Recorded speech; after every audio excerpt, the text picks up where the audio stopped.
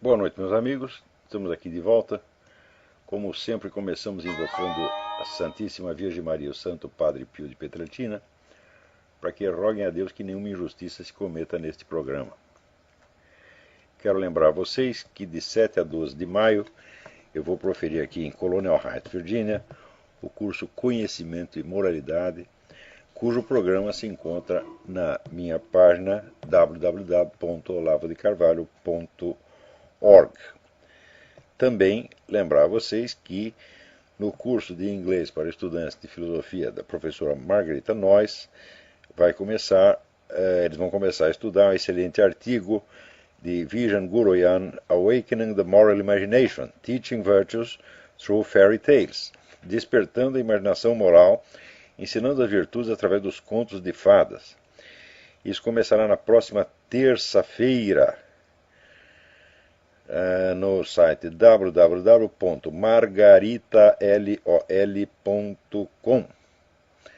Quero pedir de novo a vocês que assinem a petição em favor do Padre Paulo Ricardo, que está sendo vítima de uma grossa sacanagem.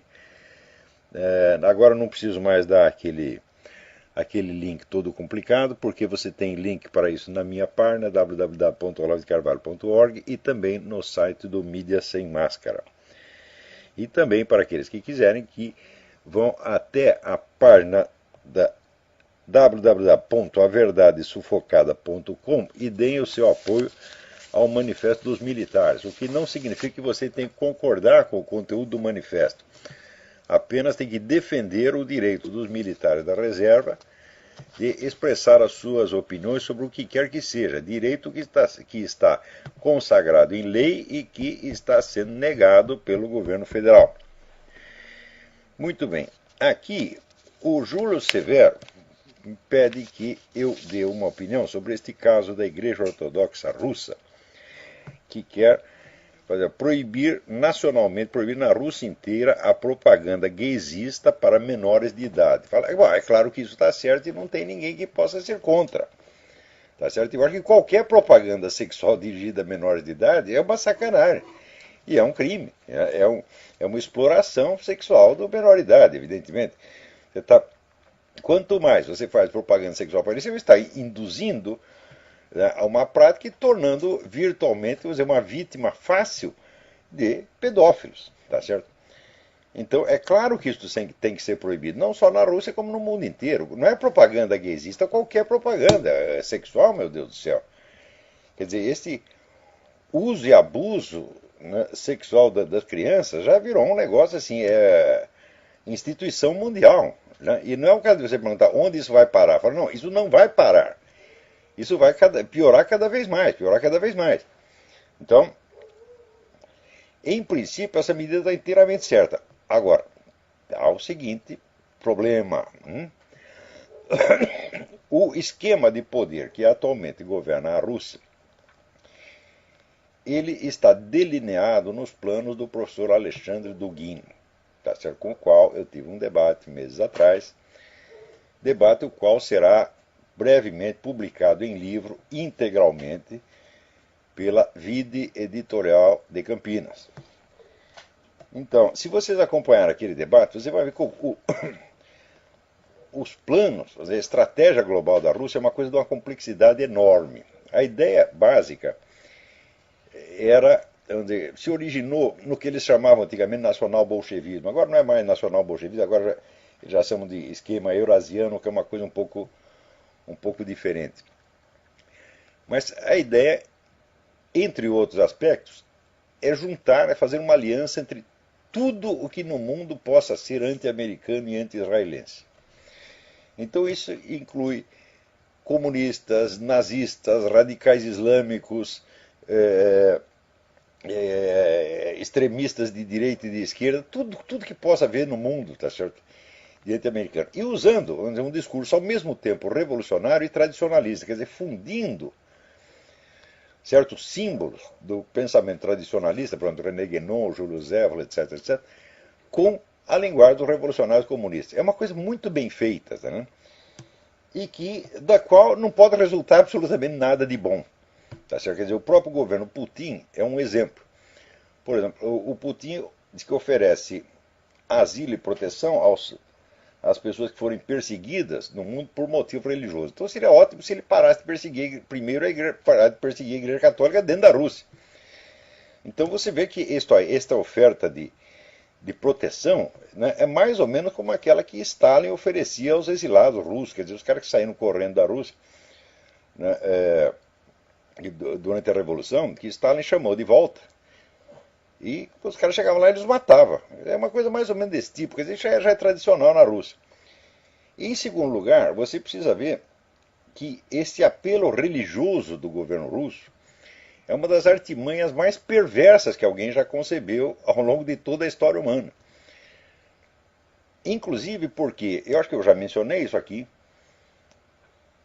quando o Papa João Paulo II, em vez de fazer a consagração da Rússia ao Sagrado Coração de Maria, como havia sido solicitado por Nossa Senhora em Fátima, ele fez uma vaga consagração do mundo. Tá certo? Ele sozinho, inclusive porque a Nossa Senhora tinha pedido que reunisse todos os bispos do mundo para fazer a consagração da Rússia, ele sozinho fez lá uma tal de consagração do mundo a Nossa Senhora, uma coisa que absolutamente não quer dizer nada, né?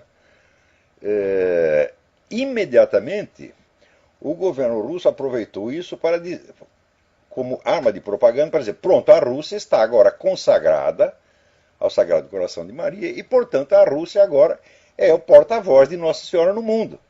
Para quem não vê que isso é uma empulhação, tá certo? É uma fraude religiosa monstruosa, né? E que governo honesto vai se meter com uma coisa dessa? Então, a ideia de você apelar a toda a população conservadora que está descontente, que está chocada com os rumos do mundo, tá certo? Faz parte integrante da estratégia russa. Mas é para usar toda esta gente para fortalecer o poderio do esquema eurasiano, que é basicamente Rússia, China e radicais islâmicos. Então, não podemos nos opor a essa medida, ao conteúdo dela, mas devemos tomar extremo cuidado para que o apoio que nós dermos a isso não possa ser usado, tá certo, para fortalecer o esquema que é o autor da proposta. Tá certo? Mas isso aí, olha, pessoas que tomam posições em política, que opinam em política, baseadas assim, em preceitos morais anteriores, sempre erram. Porque se você tem certos princípios morais, você pensa que o inimigo não conhece os seus princípios morais? E não sabe a que você é sensível? E não sabe apertar o botão para despertar a reação certa que ele quer de você? E falar, meu Deus do céu. Vocês têm que lembrar o seguinte, Santo Tomás de Aquino dizia que uma ação boa é aquela que é boa nas suas finalidades, nos seus meios de execução, tá certo? E no seu resultado. Então, para aderir a uma coisa, você precisa ver tudo isso, tá certo? Então, quais serão, por exemplo, os meios de execução, né, disto aqui? E quem que está puxando as cordas por trás? Quem que está manejando a coisa por trás? Tá certo? O simples fato de ser a Igreja Ortodoxa Russa já torna a coisa suspeita, porque a Igreja Ortodoxa Russa e o governo russo são exatamente a mesma coisa. E o governo russo é a própria máfia russa. Então vocês tomem cuidado com isso, gente. Não vão se entusiasmando, né? Então, o camarada que pertence, vamos dizer, a uma corrente minoritária, que está sendo sacrificada, perseguida, humilhada, etc., ele quer se apegar a qualquer esperança. Então vem um espertalhão e acena com um negócio que ele gosta, diz, olha, aqui nós vamos proibir a propaganda gaysista para crianças. Ora, nós todos estamos chocados de ver propaganda gaysista e sexualista em geral, né, usando e abusando da inocência infantil. Nós estamos cansados disso, então, evidentemente, nós vamos aderir. Só que quem nós estamos fortalecendo com isso? Então é preciso tomar cuidado. Ver, no mesmo sentido, nós temos que analisar este movimento contra o tal do Joseph Kony, em Uganda. Joseph Kony é um guerrilheiro, é o chefe do grupo guerrilheiro, tá certo? Né, que diz que quer instaurar no mundo o reino do Velho Testamento, o reino bíblico. Então, para adiantar o expediente, ele já tem 27 esposas, tá certo? O cara, né, ele não é só na teoria, ele está lá na prática, ele e o rei Salomão. Tá? Então, o sujeito é um maluco completo e ele usa muitas crianças, ele sequestra crianças, aliás, como todos os movimentos guerrilheiros fazem, sequestra crianças e as treina para integrar no seu movimento guerrilheiro. Então apareceu uma campanha internacional com ares humanitários, salvemos as crianças de Uganda, etc, etc, e incentivando o governo americano a mandar tropa para lá. Quando você vai ver o negócio, bom, começou a aparecer também cidadãos ugandenses que, por sua conta própria, sem ser financiado por ninguém, sem ser dirigido por ninguém, apareceu no YouTube dando testemunhos. Testemunho número 1. O Joseph Kony está fora de Uganda, está no Congo, vai fazer 6 anos. Então como é que você vai mandar tropa para Uganda para pegar um sujeito que não está lá? Segundo, também faz 6 anos que o Joseph Kony não faz porra nenhuma. Não ataca nada. Então o perigo naquela região certamente não vem desse cara. Então você vê, peraí, aí tem coisa por trás. Quando você vai ver quem está financiando a campanha, George Soros. Então o George Soros, evidentemente, quer usar as tropas americanas para ir lá ocupar regiões petrolíferas e aproveitar, quebrar a espinha dorsal de Uganda, quebrar a soberania nacional de Uganda. Só que tem o seguinte, Uganda é um país católico, governado por católicos. É um país, é o único país no mundo que conseguiu vencer a epidemia da AIDS. Não é manter sob controle, conseguiu vencer. Na base do quê? Da propaganda de trepe com menos gente. Pega a sua mulher, leva para sua casa e não enche o saco. Que é, evidentemente, a solução mais rápida e fácil do problema. Então, o mundo inteiro está revoltado com Uganda. E querem acabar com o país. Então, é isso. Você pensa que estava salvando criancinha? Não, você está fudendo com uma nação independente, uma nação honrada, uma nação que todo mundo deveria tirar o chapéu para Uganda. Tá entendendo? Então, vocês viram lá, por exemplo, tem vários desses. Depois que surgiu a campanha, apareceram várias gravações. De cidadãos ugandeses contando a coisa. E você vê que é claro que é uma farsa. Olha,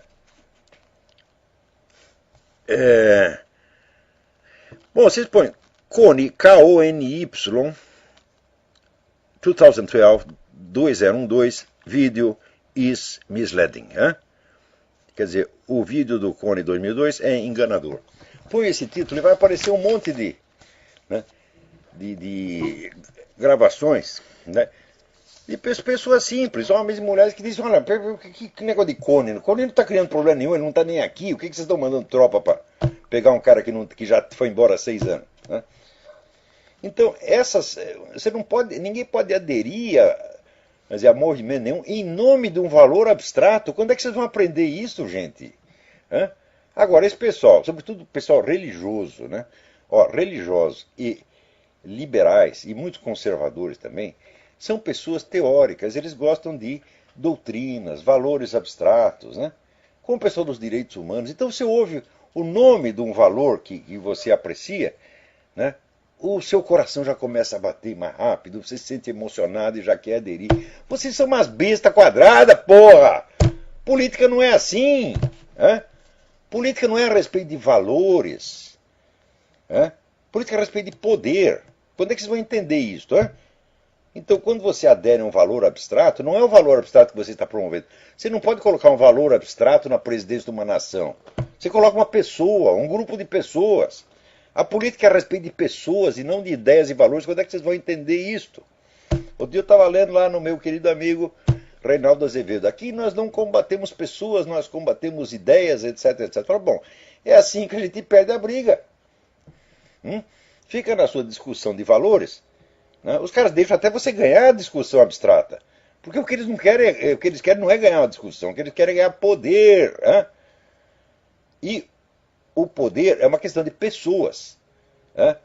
Por exemplo, veja agora, o Procurador-Geral da República diz que o Zé Dirceu pode ser condenado até 111 anos de cana pelo mensalão. Diz que o mensalão foi a maior conspiração contra a presidente da República, o Estado brasileiro. E de fato foi.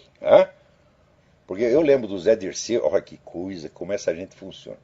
No tempo daquelas CPIs da década de 90, bastava aparecer, né, uma empreiteira que deu uma propina, né, para um vereador. Né? Então já subia o Zé Dirceu ali na tribuna da Câmara e dizia: é um Estado dentro do Estado! Né? É uma conspiração! Enquanto ele falava essas bobagens, eles mesmo, PT, já estavam montando o Estado dentro do Estado, que mais tarde viria a se chamar mensalão. Né? Devia chamar o pirocão, porque é para enrabar a nação. Tá certo? Então, o cara fez isso. Agora, é uma luta de ideias, meu filho. Hã? Quer dizer, como é que você vai derrubar o mensalão na base das ideias? Não, você tem que pegar as pessoas e tirá-las dos seus cargos e botar na cadeia. Pessoas fisicamente, tá entendendo? Você pega o sujeito daqui e põe lá. Política se faz assim, é com pessoas. Então nós temos que parar com essa hipocrisia de dizer: estamos combatendo ideias. Eu não estou combatendo ideia com isso. Esse pessoal não tem ideia. Será que o Zé Dirceu tem alguma ideia, porra? Hã? E você acha que o Putin tem alguma ideia? Não, o Putin comprou o esquema do Dugin porque é conveniente para o poder nacional russo e para o poder pessoal dele e da curriola dele. Hã? Se amanhã ou depois esse esquema não funcionar, ele troca de esquema. Agora, ele, por exemplo, ele acha que é vantajoso ganhar a opinião conservadora mundial. Por quê? Porque ela está sem porta-voz. Né? Você vê, por exemplo, no Brasil a maioria é conservadora. Tem um partido conservador? Não. Tem 2 ou 3 políticos conservadores, né, aos quais ninguém presta atenção. Então, como a maioria conservadora em toda parte ou não tem porta-voz, ou não tem porta-voz adequados, como é o caso nos Estados Unidos, aqui tem bastante porta-voz, mas não tem nenhum adequado. Então ele diz: opa, essa turma toda está sem um representante. Então quem vai aparecer como gostosão? Eu, Vladimir Putin, serei o restaurador da moralidade e do cristianismo no universo. E todo mundo sai batendo palma. E Júlio Severo, Methel Hoffman, todo mundo achando lindo. É? Preste bem atenção, quer um conselho? Em política, nunca tome partido de nada com base em valores ou ideias. Não é disto que se trata em política.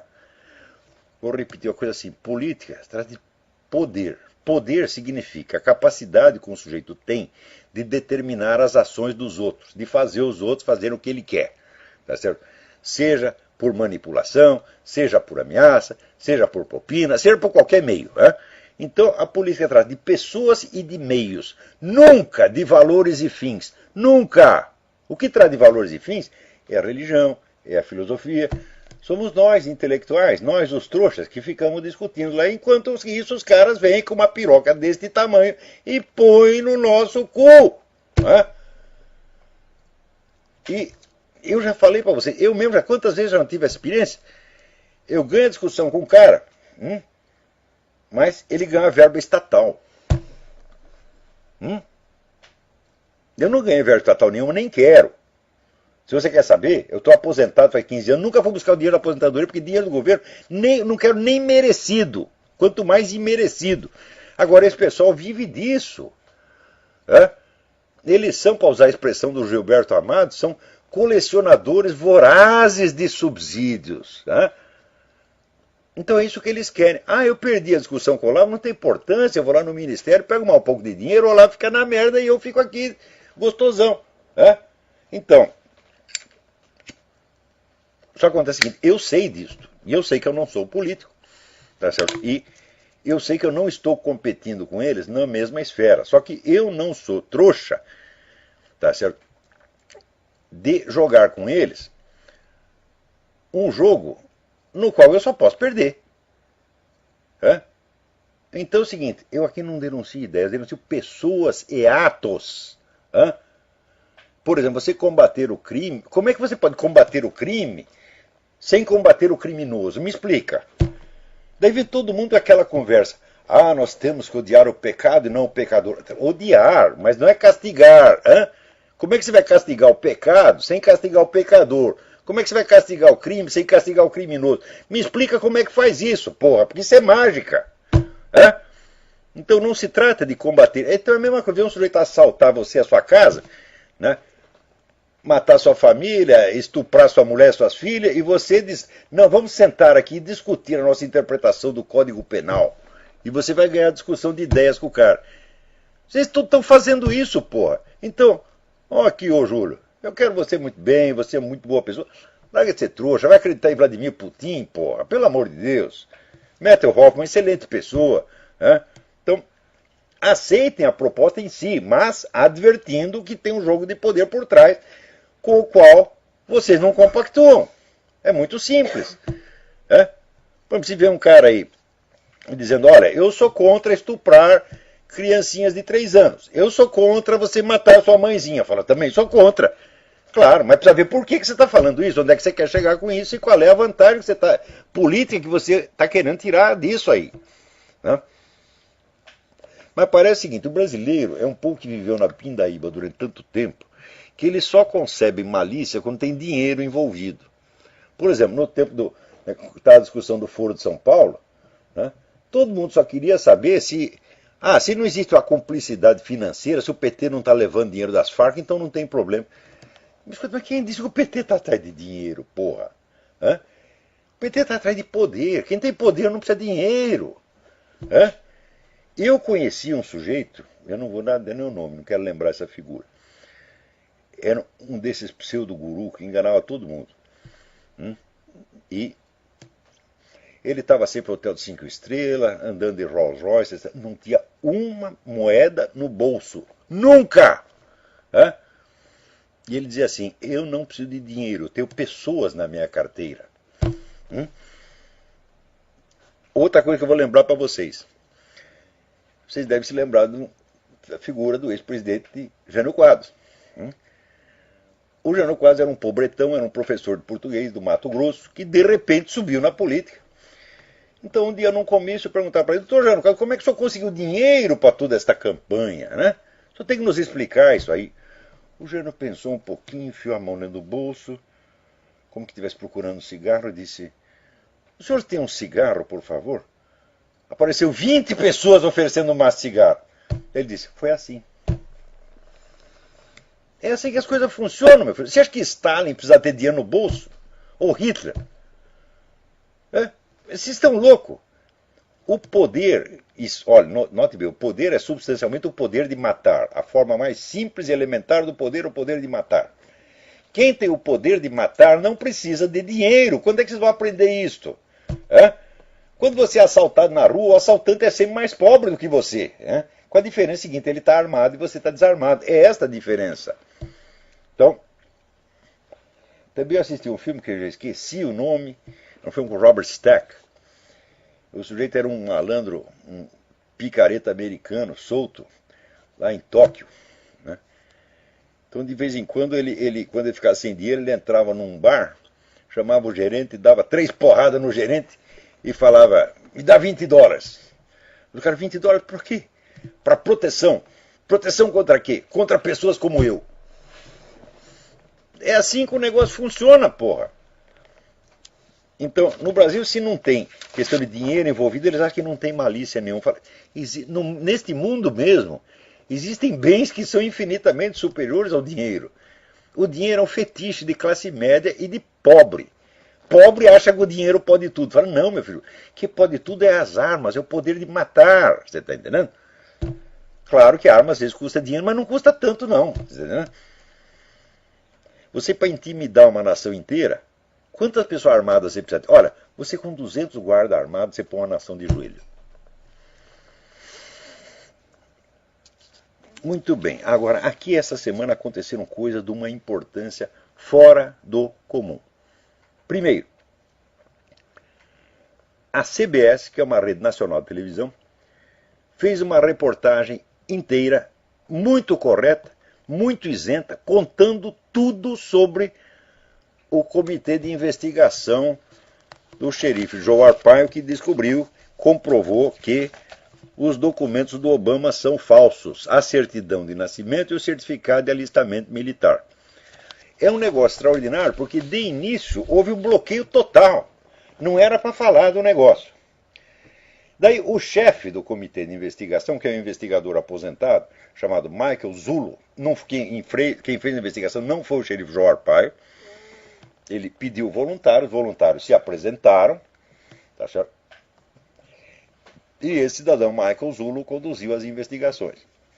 Então, o Michael Zullo disse que vários repórteres contaram para ele que tinham recebido ameaças de morte, demissão, processo, investigação pelo FBI e tal, se noticiassem a coisa. Então, está explicado como é que o governo conseguiu abafar esse negócio da investigação do Jorge Arpaio. Só que sim, agora furou, apareceu na CBS, agora é a mancha de batom na cueca. Pior, o negócio da CBS apareceu por quê? Apareceu 3 dias depois de o Pravda, jornal oficial russo, ter denunciado a conspiração do silêncio da mídia americana. Você vê que coisa, antigamente era o Pravda que escondia, a mídia americana que revelava. Agora inverteu. A mídia americana esconde e o Pravda estoura o balão. Não é uma maravilha? Veja até que ponto chegou o controle da mídia nos Estados Unidos que o Pravda tem que vir dar uma lição de jornalismo para esses filhos das putas. Né? Então, para vocês verem o negócio. Olha aqui, presta atenção, veja esta. Vejam isto aqui. Tá claro aí na tela? Tá vendo o carimbo? Veja este carimbo, que é o carimbo autêntico da remessa de uma coisa pelo correio, e aqui o carimbo do certificado de alistamento militar do Obama. Veja, aqui tem 4 números, né? 1980, aqui só tem o 80. E veja como o 80 está encostadinho na linha aqui. Né? Tem uma distância muito maior. É claro que isto foi falsificado. O que o sujeito fez? Veja, o Obama, ele não tinha certificado de alistamento militar. Né? Que não é bem um certificado de alistamento, é diferente. É um documento pelo qual o cara simplesmente se coloca à disposição das Forças Armadas se for convocado. Então, como os documentos do Obama estavam todos furados, estava faltando coisa pra caramba, em 2008, quando ele se lançou candidato presidencial, algum assessor deve ter soprado para ele, o presidente precisa arrumar um certificado militar aí e tal. O Obama assinou um em 2008 e carimbou como se tivesse mandado em 1980. Né? Então, isso quer dizer, ele assinou em 1980 um documento que só viria a ser impresso em 2008. Quer dizer, 28 anos antes de antecedência, uma volta completa do planeta Saturno. Né? Então, é claro que é uma fraude documental gravíssima, suficiente para botar o cara na cadeia. Para fazer isso, como é que ele fez? Ele simplesmente pegou um carimbo velho do correio, que alguém arrumou para ele, cortou a borrachinha, onde estava 2008, e inverteu, põe de cabeça para baixo e carimbou com aquilo, ficou 80, não tem o 1900. Está na cara que foi isto. Não tem outra explicação este negócio. Então, como não dá para esconder mais isso, então até a CBS acabou cedendo e fez uma reportagem muito isenta, muito honesta. Eles só cometeram um pequeno engano. Eles dizem que esse carimbo está na certidão de nascimento. Não está. Esse carimbo está no certificado de alistamento militar. A certidão de nascimento também é falsa. Ali, como é que é? A mancha de batom na cueca. Não tem como alegar que é autêntica. Então, pior ainda, na mesma semana, aconteceu que tem uma comissão da Câmara dos Deputados que chamou lá o secretário da Defesa, Leon Panetta, para explicar esses planos guerreiros aí do governo Obama. E o Panetta disse o seguinte: nós vamos, antes de atacar, nós vamos consultar as entidades internacionais, a ONU e a OTAN, para obter a base legal para a ação militar. Daí o presidente da comissão, um deputado chamado Walter Jones, disse: opa, peraí. A esses organismos internacionais ou a outras nações, você pede apoio. A base legal você tem que pedir ao Congresso, porque a nossa Constituição diz que, exceto no caso de um ataque atual ou iminente, direto à nação, o presidente não pode declarar guerra sem autorização do Congresso. Sempre foi assim. Você lembra que o Bush invadiu o Iraque, foi um osso, até esperar a autorização do Congresso. O presidente pode estar louco para fazer uma guerra, mas ele tem que sentar e esperar até o Congresso acabar de discutir o negócio. Sempre foi assim. Né? E o Panetta, então, quanto mais o Walter Jones perguntava, mais o Panetta pulava fora, dizendo, não, nós temos que procurar a base legal. E o Walter Jones insistia, falando, a quem você vai pedir a base legal? A ONU? A OTAN? Não, você tem que pedir ao Congresso. Então ficou claríssimo que estava havendo uma operação de transferência de soberania, como eu já expliquei milhares de vezes. O pessoal globalista, eles estão quebrando a soberania de todas as nações, principalmente dos Estados Unidos. Está vendo aí os nacionalistas brasileiros que acham que a destruição das soberanias é uma operação para aumentar o poder dos Estados Unidos? É o contrário, porra. A primeira vítima da quebra das soberanias são as grandes nações. A Europa já está de joelho. Da Europa já, os organismos internacionais fazem o que quiserem lá.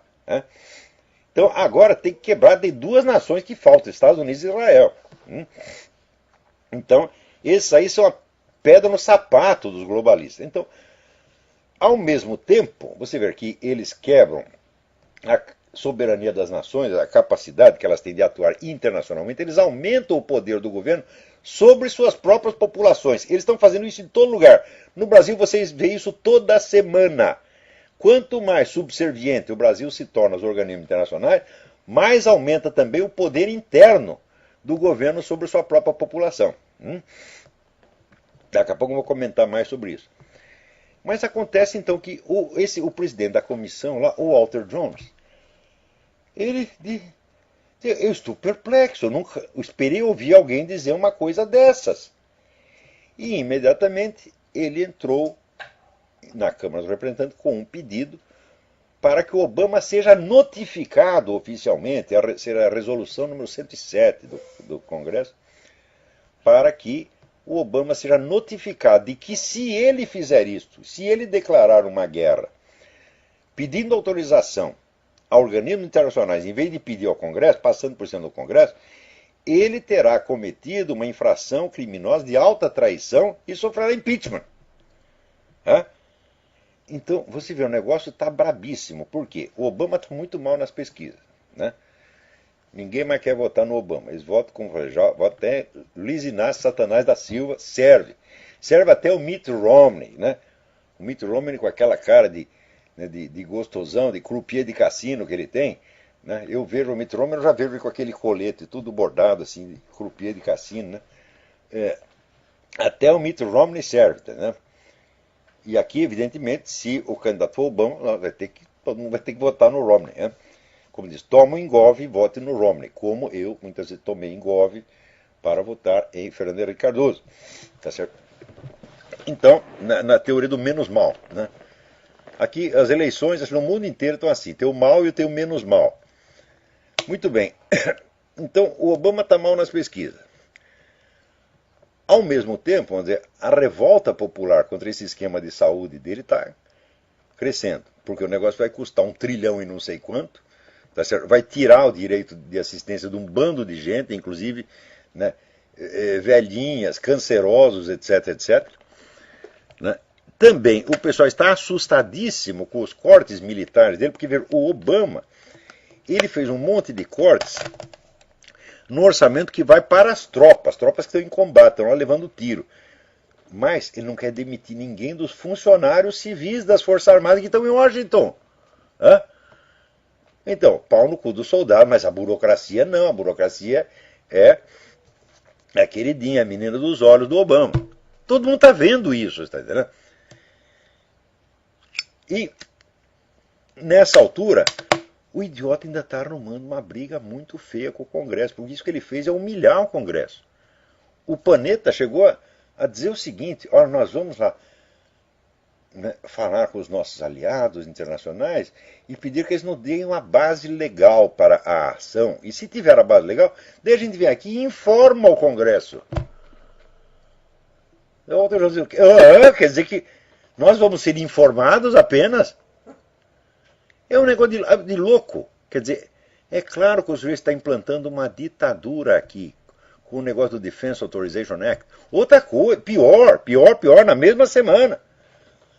O diretor da CIA, agora esqueci o nome do filho da puta, estou ficando velho, tem importância. Também foi no Congresso e os deputados perguntaram: escuta, esse Defense Authorization Act autoriza vocês a matarem cidadãos americanos no exterior ou também autoriza a matar aqui dentro? O cara não respondeu nem sim nem não, muito antes pelo contrário. Como direi, pulou fora. Quando ele tinha, obviamente, a obrigação de dizer não. O governo não pode matar cidadãos americanos sem o devido processo legal. Se quer para condenar um nego à morte, ele tem que prender, fazer um processo com direito de defesa, julgamento pelo júri, e se for condenado à morte, ainda assim, tem direito de apelar, etc. E daí, no fim, pode ser executado. Agora, essa lei que o Obama assinou no 31 de dezembro, todo mundo bêbado, naquele dia que está todo mundo bêbado de fim de ano, para ninguém perceber, e essa lei dá ao presidente o direito de mandar matar quem ele queira, sem processo, sem habeas corpus, sem porra nenhuma.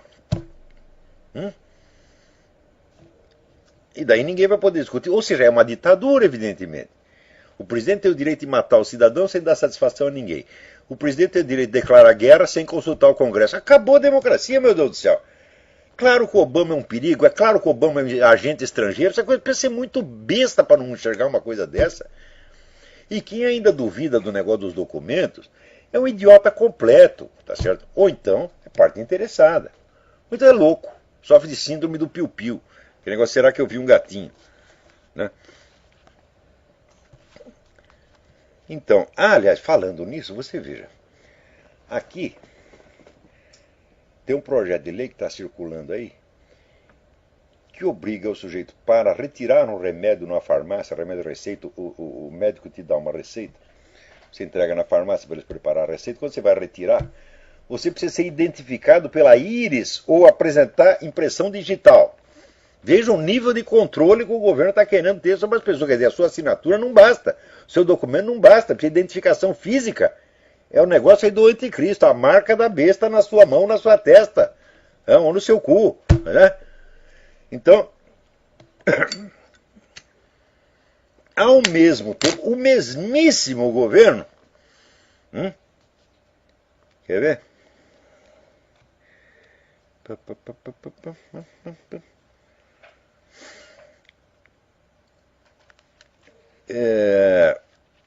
Lá no estado do Texas, votaram uma lei estadual que obriga o eleitor a apresentar uma identidade na hora de votar, uma identidade com fotografia. O governo está contra,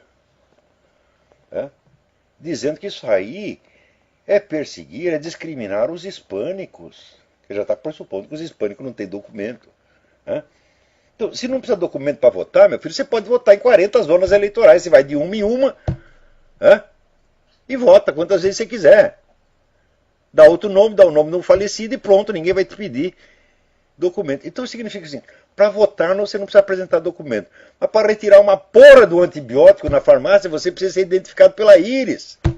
Que nem se fosse coisa assim, sabe, prisão de segurança máxima, que o sargento para entrar lá tem que olhar na maquininha para a maquininha reconhecer, senão não entra. Quer dizer, você veja, o nível de controle que eles exigem numa coisa inócua e o nível de descontrole total que eles precisam na eleição para poder reeleger o filho da puta de novo, porra. Quer dizer, vale tudo. Então, o que o Obama está fazendo aqui, ele está devastando, está destruindo tudo. E, para refazer o que ele desfez, olha, precisa de alguém melhor do que o Mitt Romney, porra. O Mitt Romney é meia bomba. Então aqui nós estamos torcendo pelo Rick Santorum, eu não sei se ele tem a envergadura, a inteligência para isso, mas pelo menos é o seguinte, ninguém jamais levantou a boca para acusar o Rick Santorum de desonestidade nenhuma. Então ele é que nem era o Itamar Franco no Brasil. Você pode achar que o QI dele não é muita coisa. Inclusive quando o Itamar Franco foi nomeado embaixador em Portugal, disse que só tinha um problema, ele ia ter alguma dificuldade com o idioma. Mas era uma pessoa íntegra. O Itamar Franco jamais roubou um palito de fósforo. E o Rick Santoro, mesma coisa. Não há sequer suspeitas contra ele. Quando o pessoal quer fazer suspeitas, não encontra do que suspeitar. Então, é claro que é o sujeito mais limpo. Agora, os outros todos têm um pouco de rabo preso. Né? O Gingrich tinha rabo preso lá com o Fannie Mae e Freddie Mac. Né? O Romney tem rabo preso com o Obamacare, que ele tinha um plano igualzinho ao Obamacare. Né? O Ron Paul tem rabo preso com o Jorge Soros. Agora, e o Rick Santoro? Ele tem rabo preso com Deus. Ele é muito católico, vai lá, tem compromisso com Deus, só se isso for objeção. Agora, veja que coisa. Tem tanto assunto interessante, puta vida. Aqui, alguém me manda um artigo publicado no Jornal de Minas. Não, no Jornal Valor. Assinado por Alberto Carlos Almeida. Chama-se A Lúcida Estratégia de Aécio. Dizendo o seguinte. Todo mundo reclama do Aécio Neves porque ele só faz oposição moderada a Dilma Rousseff. Então ele diz aqui, os intelectuais, tal, né, eles querem uma oposição mais firme, mas o Aécio está fazendo a coisa certa. Por quê? Porque ele sabe que a maioria do povo é a favor do governo, gosta do Lula, essa coisa toda. Então ele não quer bater de frente, porque senão ele vai afastar o eleitorado. Então ele tem que afagar essa parte do eleitorado. Então ele está fazendo a coisa certa, ele é um verdadeiro político, homem prático, etc, etc. Ai, meu Deus do céu, eu já ouvi essa conversa tantas vezes no Brasil, mas tantas vezes. É o seguinte, aqui, esse Alberto Carlos Almeida, ele diz, não, por outro lado tem os intelectuais, que só teorizam, por outro lado tem os políticos práticos, que sabem o que fazer, e o Aécio Neves sabe o que fazer. Olha, eu já vi intelectuais dizendo a mesma coisa que você está dizendo milhares de vezes. Que você tem, vamos dizer, que afagar o eleitorado adversário e ganhá-lo para você. Tá certo? E que, portanto, você não pode ter uma conversa muito diferente, uma conversa que faça, vamos dizer, uma oposição escandalosa a ele. Você não pode, você tem que contornar as diferenças ideológicas. Eu digo, se você pensar exclusivamente em termos eleitorais, você está certo. Mas pensar exclusivamente em termos eleitorais foi o que acabou com a direita no Brasil. Então, assim, você usa o discurso do adversário, você afaga o eleitorado dele, etc. Você se elege. Então você ganhou a vitória eleitoral e você deu uma vitória ideológica para ele. Isso quer dizer, você vai estar no poder, mas você vai estar sob o controle da hegemonia ideológica do adversário. Que é o que acontece, por exemplo, com Zé Serra, aconteceu com Fernando Henrique Cardoso. Tá certo? Então, você é eleito pela direita para fazer o que a esquerda quer. Isso é fácil. Se é só isso que o Aécio quer, mas ele pode se eleger. Só que vai ser mais um sujeito que sacrifica o país à sua carreira política. Então isso não é oposição verdadeira. Não é oposição de maneira alguma. É uma apenas disputa interna dentro do esquema da hegemonia ideológica. Então precisa ver o seguinte. O que você quer? Você quer eleger um sujeito? Você quer um carguinho? E no carguinho você vai fazer tudo que o seu inimigo quer? Ou você quer mudar o curso das coisas? Se é para mudar o curso das coisas, meu filho, você tem que obter uma vitória não somente eleitoral. Você tem que obter uma vitória ideológica, uma vitória estratégica, uma vitória moral. Você tem que vencer o movimento inteiro. Não é ganhar uma eleição, meu Deus do céu. Que coisa mais pequena, mais boboca. Era dessa turma que Lenin ria dessas pessoas, porra. E qualquer comunista com um pouco de treino sabe que esse pessoal que só pensa em eleição, eles são os trouxas, eles são que nem o porquinho que você engorda para matar no fim do ano. Você veja, por exemplo, esses itens de propaganda gaysista, essa coisa toda, isso aí é a menina dos olhos do movimento esquerdista. Quem no Brasil baixou a primeira lei contra os religiosos, multando igrejas ou sinagogas ou mesquitas, que proibisse o ingresso de um traveco ou de uma drag queen.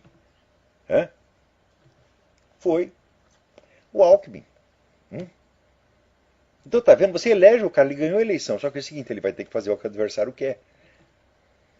Então, é uma vitória eleitoral pessoal, que não beneficia em nada aqueles que votaram nele. Quer dizer, é a institucionalização da traição. Então, esse é um político profissional. Falou, não, meu filho, isso é vigarice. Só que é uma vigarice inconsciente, você não sabe que é. Isso porque a sua cabeça, você que se acha tão superior a todos os intelectuais, dos quais você é um, evidentemente, você nem sabe que essa sua conversa a favor da esperteza eleitoral é conversa padronizada no Brasil. Você acha que está dizendo uma novidade? Eu já ouvi 500 vezes, já escrevi sobre isso. Essa é a falsa esperteza do político de interior que só pensa em voto. É? Ganhar eleição não é nada, meu filho. O que você tem que ganhar é o poder sobre a sociedade brasileira. Você tem que ganhar o controle da mídia, o controle das escolas, o controle da cultura. Aí sim você determina para onde vai o país. Mesmo que você não tenha um puto de um cargo. Mas isso os comunistas entendem, você não, porque você, o burguês liberal, ele só gosta de raciocinar em termos institucionais. Né?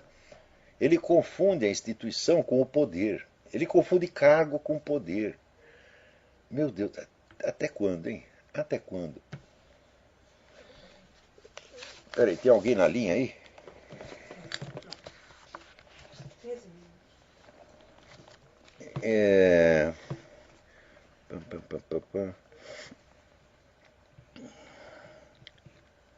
Aqui, pesquisadores brasileiros terão 20 mil bolsas de estudo nos Estados Unidos. 20 mil bolsas de estudo. O programa inteiro da dona Dilma são 75 mil bolsas. Meu Deus, com dinheiro de 75 mil bolsas, você monta uma universidade de primeiro mundo. Ali em Sorocaba, em São Tomé das Letras, em Jardim Cudamãe. Você está entendendo? Quer dizer, que história é essa de 75 mil bolsas de estudo? Quer dizer, esse é jogar dinheiro fora, meu Deus. Você não tem que levar o brasileiro para estudar no exterior. Você tem que trazer os professores do exterior para ensinar no Brasil. Quando eles fizeram a USP, começaram muito bem, eles trouxeram grandes professores do exterior, matemático, Luigi Fantapié, o filósofo Etienne Souriau, e começou muito bem, foi depois que cagou. Mas fizeram a coisa certa. Não tem que pagar o brasileiro para estudar no exterior, tem que pagar o professor do exterior para vir ensinar no Brasil. Isso é picaretagem. E tem gente achando lindo. Tem a imprensa estrangeira diz, olha a Dilma como é maravilhosa, fez esse programa, etc. Porra! Você não vê que quanto mais a mídia internacional fala bem do Brasil, mais crime tem, pior fica a nossa educação, ao mais aumenta o nível de corrupção. Vocês não estão percebendo que esses caras, eles são que nem a raposa da fábula, a raposa e o corvo do La Fontaine. Maître Corbeau, sur un arbre perché, tenait dans son bec un fromage. O corvo estava lá com queijo na boca, daí chega a raposa e diz, como você é lindo, como você é maravilhoso. Daí o bobão do corvo fica desvanecido, abre a boca e deixa cair o queijo, a raposa pega o queijo e come. Quando é que vocês... Isso aqui é uma lição que davam pra gente quando era criança, porém vocês não aprenderam até agora. Cada vez que a mídia internacional fala bem do Brasil, vocês acham maravilhoso, vocês acreditam e abrem a boca e deixam o queijo cair, porra. Até quando vão acreditar? Veja essa gravação que tem na mídia brasileira, aquela moça, pessoa simples, falando para esses agentes abortistas. Vocês todos são instrumentalizados por essas ONGs internacionais, Fundação Ford, Fundação MacArthur, etc, etc. Vocês são empregadinhos dessa gente. É essa mesma gente que manda publicar essas coisas. Olha, publica o negócio dizendo que o Lula é maravilhoso, que a Dilma é do caralho, tá entendendo? E o brasileiro lê isso e tem orgasmo, Mais uma vez o mundo se curva ante o Brasil. Putz, a vida, O vídeo está lá no Mídia Sem Máscara, é isso mesmo. Agora, diz que o diretor da BBC diz que nós podemos zombar de Jesus, mas não de Maomé. Mas que coisa extraordinária. Quer dizer, o sujeito diz isso, a gente sabe que ele está fazendo isso, está fazendo há 20 anos. Isso é uma política constante de descristianização e de islamização, porque essa política que vem da própria Casa Real Britânica. O príncipe Charles, ele é isso que ele quer. Ele é discípulo, foi membro do Matarica, discípulo de um sheik há 30 anos. Eu sabia disso 30 anos atrás. Só que na época eu, muito trouxa, não consegui de imediato avaliar as consequências políticas de longo prazo. Mas também eu não consegui de imediato, mas também não levei tanto tempo, porque a maior parte da pessoa não conseguiu juntar a causa com consequência até agora. Quer dizer, o príncipe Charles vem com aquela política de que, não, para vencer o Islã radical, nós temos que afagar o Islã moderado, então o Islã moderado é tomando conta de tudo. E quando você vai ver, os moderados e os radicais são as mesmas pessoas. O sujeito é moderado na segunda, quarta e sexta, e é radical terça, quinta e sábado. Agora aqui, veja, a Corte Europeia, né, impugnou a proibição dos crucifixos na escola italiana. Agora no Brasil já tem um projeto igual, tem que tirar os crucifixos. Tem que tirar o crucifixo por quê? Quem construiu a civilização europeia foi a Igreja Católica. Quem construiu o Brasil foi a Igreja Católica. Estuda um pouco de história. Veja o que seria o Brasil sem os jesuítas. Agora, digo, estava lá um movimento gay para fazer isso? O Brasil deve muito ao movimento gay? Deve muito aos abortistas? Não deve nada. É que nem, você veja, aqui tem um cineasta americano que fez um filme patriota chamado Monumental. Aliás, um filme muito bonito, pelo que eu vi do trailer. Ele foi na televisão falar no programa do Piers Morgan. Piers Morgan é aquele cara que fazia parte do júri do Britain's Got Talent. Quer dizer, ele para julgar cantor popular até que é bom, mas daí entra no negócio político, só fala besteira. Daí, como o cara dissesse que ele era contra o casamento gay, o Piers Morgan diz, você é um extremista. Eu digo, pera um pouquinho, um momento. Esse negócio de quem quer que seja contra aborto e casamento gay está sendo rotulado de extremista. Então você faz um favor. Me mostra alguma civilização, algum país, algum estado que durante a história tivesse oficialmente casamento gay. Isso nunca existiu, em parte alguma. Então é uma novidade. Quer dizer que se você segue a opinião tradicional milenar da totalidade da humanidade, você é um extremista. Parece que a coisa está invertida, né? Quer dizer, extremista, por definição, é o sujeito que tem uma posição peculiar que vai contra a maioria. Mas aqui virou o contrário. A maioria é extremista. Então esse pessoal queria retirar os crucifixos, tomou uma entortada, e olha que coisa bonita. O advogado, né, que defendeu as igrejas, defendeu o direito de manter os crucifixos, não era um católico, era um judeu ortodoxo. Olha que coisa mais bonita. Aliás, aqui nos Estados Unidos também, o maior estudioso de perseguição a cristãos no mundo é o Michael Horowitz, não o David Horowitz, Michael Horowitz, não sei se é parente. É o cara que mais estuda e divulga esta matança de cristão que tem no mundo. Se não fosse ele, ninguém estaria sabendo de porra nenhuma. Então esse pessoal está dando um exemplo para a humanidade. Os judeus que vêm se fudendo há séculos, eles estão preocupados com a perseguição que os outros estão sofrendo. Então isso é uma lição para todos. E olha, quer saber? Meu tempo acabou. Até a semana que vem, muito obrigado.